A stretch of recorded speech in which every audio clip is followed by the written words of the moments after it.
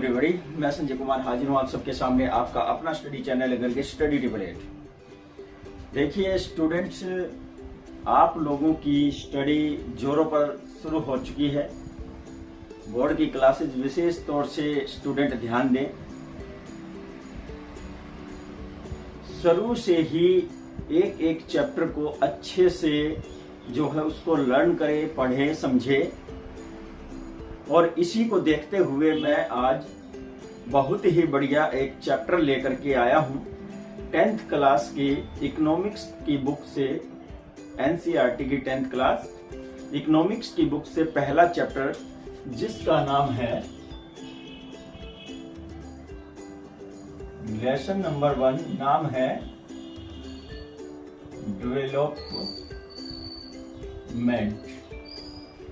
Development chapter को मैं लेकर आया हूं, यानी कि विकास।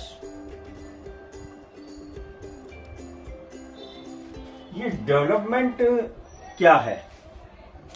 क्या इसको मापने का एक मापदंड है? डेवलपमेंट किसे कहा जाए? जो मैं पढ़ा रहा हूं, जिस चैनल को पढ़ा रहा हूं, अगर ये मोनेटाइज हो जाए तो क्या ये डेवलपमेंट कहा जाए? मोनेटाइज के बाद ये और ज्यादा आगे बढ़े, क्या उसको डेवलपमेंट कहा जाए?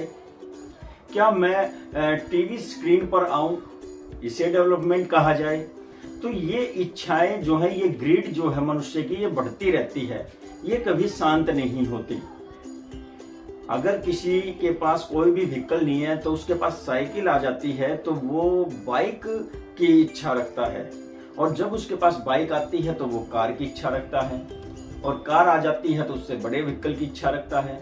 तो मनुष्य की जो डिजायर्स हैं, जो एम्बिशंस हैं, वो कभी शांत नहीं होती।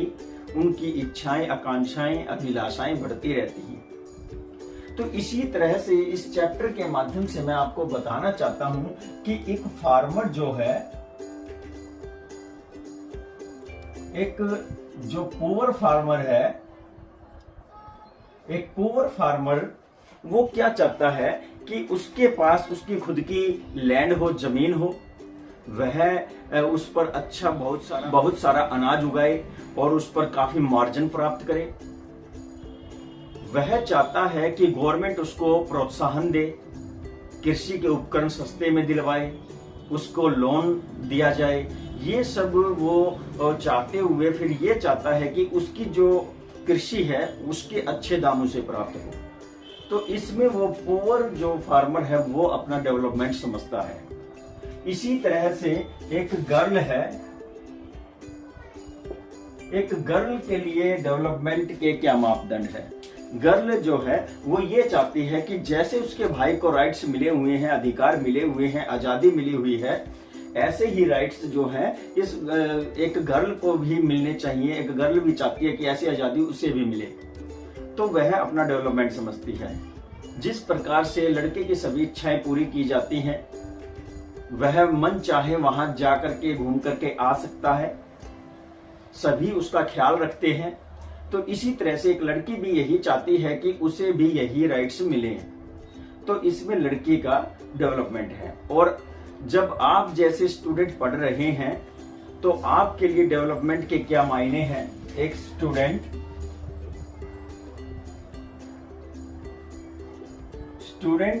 के लिए डेवलपमेंट के क्या मायने हैं? स्टूडेंट्स चाहता है कि उसका जो सिलेबस है वो 40 to 50% कट हो जाए, उसका सिलेबस इजी हो जाए, उसका जो पेपर का पैटर्न है वो बिल्कुल आसान हो जाए, और उसे पास होने में, परीक्षाओं में ग्रेस मार्क मिले। तो वो ये चाहता है, उसके हिसाब से ये डेवलपमेंट है। तो सबके लिए डेवलपमेंट अलग अलग है।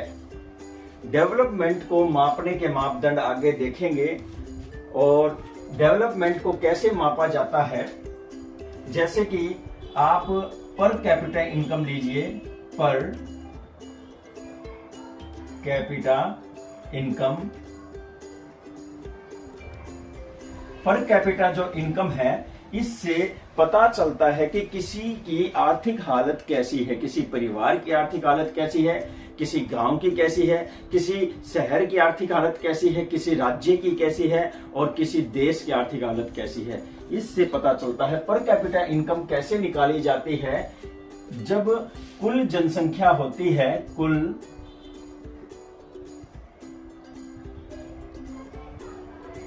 जनसंख्या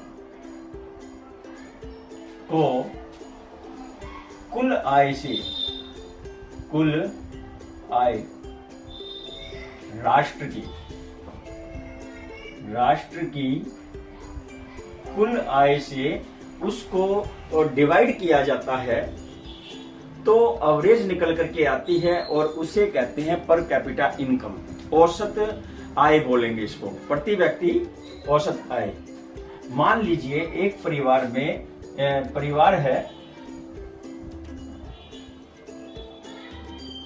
एक परिवार है, इसमें 5 सदस्य हैं।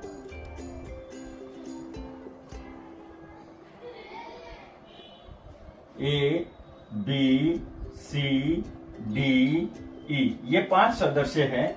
ये कमा रहा है 3000, ये कमा रहा है 5000, ये कमा रहा है 2000, ये कमा रहा है 4000 और ये कमा रहा है 5000। तो यहां पर कैपिटा इनकम कैसे निकालेंगे? ये 5 मेंबर है एक ही परिवार के, तो उस परिवार की औसत वार्षिक आय देखेंगे तो 5 मेंबर हैं। तो हम सबसे पहले 5 मेंबर लिखेंगे।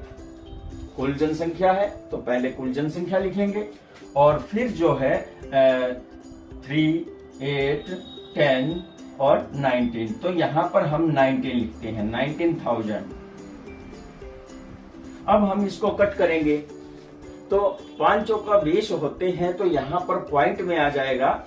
ठीक है, तो यहां पर 4.8 के लगभग जो है इन वार्षिक आय आ जाएगी 4,800 रुपए।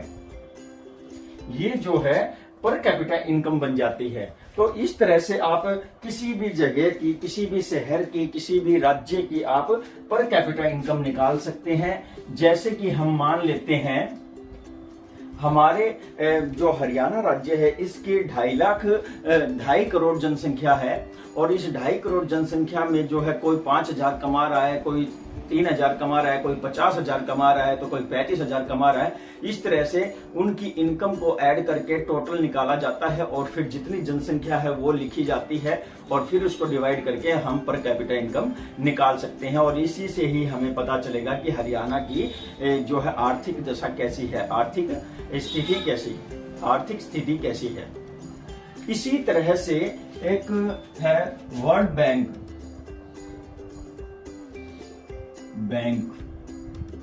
और एक है यूएनडीपी। यूएनडीपी है और वर्ल्ड बैंक है। ये क्वेश्चन भी है आपकी बुक में कि इनके हिसाब से क्या मानदंड होने चाहिए आर्थिक विकास के, डेवलपमेंट के। तो देखिए वर्ल्ड बैंक क्या मानता है। वर्ल्ड बैंक जो है वो पर कैपिटा इनकम को मानदंड मानता है।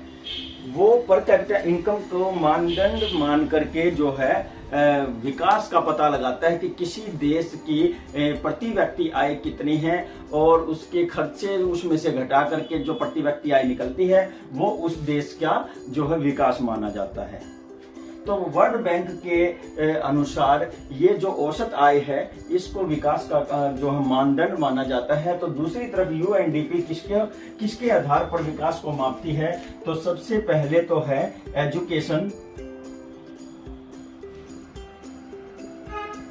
Education plus health plus income. इन तीनों के आधार पर जो है यूएनडीपी विकास को मापता है कि किसी राज्य की एजुकेशन रेट कितनी है, लिटरेसी रेट कितना है और वहां के लोगों का स्वास्थ्य कैसा है और उनकी इनकम कैसी है, ठीक है। तो ये सब वो मानता है और किसी भी परिवार की हम इसी तरह से निकाल सकते हैं और किसी भी देश की हम इसी तरह निकालते हैं। तो इस तरह से आपको लिखना है इसका जवाब कि वर्ल्ड बैंक के पास जो फॉर्मूला है डेवलपमेंट को मेजरमेंट करने का, तो वो है per capita income, and UNDP के पास जो फॉर्मूला है वो है एजुकेशन, हेल्थ एंड इनकम, तो पर कैपिटा इनकम, ठीक है। तो इसके आधार पर ये विकास को मापते हैं। एक और उदाहरण लेते हैं, एमपी में सरदार सरोवर डैम बनाया जा रहा है किस पर, on Narmada river. Narmada river पर सरदार सरोवर डैम बनाया जा रहा था। तो उस समय क्या हुआ, जहां ये डैम बनाया जा रहा था उस गांव के लोगों ने इसका बहुत विरोध किया। क्यों? देखिए क्यों विरोध किया। इस डैम से क्या मिलने वाला था, इलेक्ट्रिसिटी।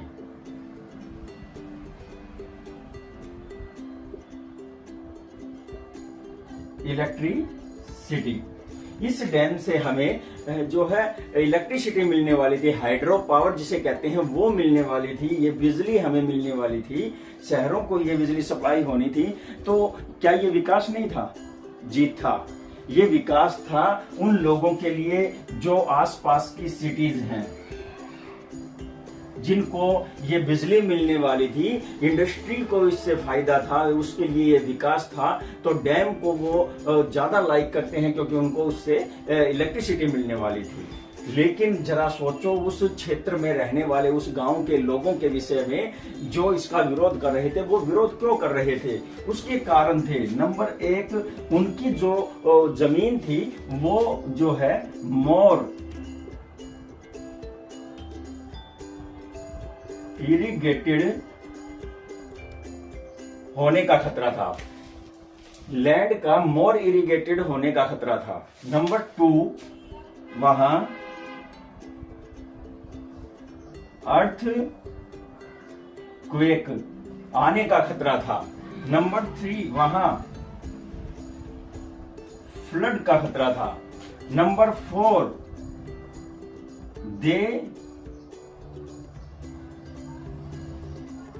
they have to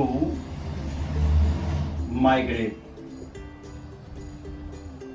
उनको माइग्रेट होने पर मजबूर होना पड़ा, यानी कि स्थानांतरित होने पर मजबूर होना पड़ा। उनको अपने परिवार को, अपने घर को, परिवार को नहीं, अपने घर को छोड़ करके किसी दूसरे जगह पर जाने पर मजबूर होना पड़ा। ये एक बहुत बड़ा कारण था। और नंबर 5 जो है, वहां के जो फौना एंड फ्लोरा थे,